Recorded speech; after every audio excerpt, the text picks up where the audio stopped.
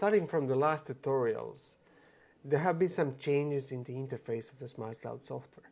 So the logic is the same. So behind the design process is basically the same. Choosing the proportions, the shapes, choosing from the libraries, everything's the same. What's changed is the positioning of this, the positioning on the screen of these options. So let's go back into one of our designs, and let's say this is the design which we're gonna work, which we want to present to the patient. So what's changed a little bit here is that on the upper part of the screen you don't have the small eye which you had before. Why is that? Because the visibility toggle is right here below.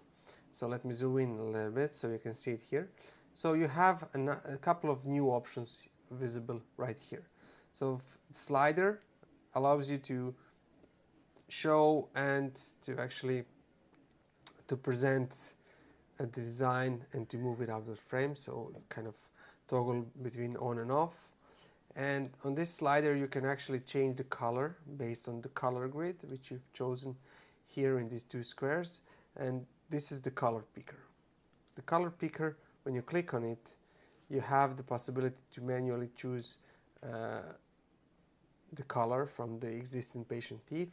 But if you have a bad photo, you can just do it manually by clicking on the square up right here, and then it will give you an option to basically choose from the color selection, not from the existing teeth, not from existing photo, but from the let's say nuances which certain colors have. So here you can basically toggle around, and then you see a color you like. Okay, this looks good, and the teeth, this looks nice. So that's it. And now the other thing which you can do, change the contrast. So the contrast can be a little bit on and off. Adaptive lighting, it aligns removes the contrast between the design and the photo, especially if the photo is not such a good quality. It will help you when it's turned on. And if you're doing reductive design, hide the patient teeth, it's right here. Okay. So this is just a way to show you these couple of new changes which appear here. One more thing which is really important is the HD design. On the bottom corner you can actually see something which is called HD. HD is a way to preview your design in a completely realistic way. So it's really powerful for the patients, because they can sometimes tell you that, yes, this design looks okay, but it's kind of sticking out, it looks weird, it's fake.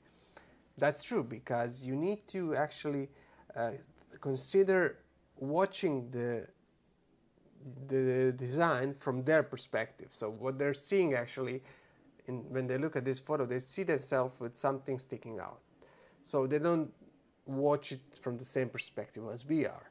So when we see a nice design, nice lip curve, what they see is actually something fake, something weird. So when you click on the HD, it will give you a really realistic preview of the teeth. So when you click on HD, it will generate the preview.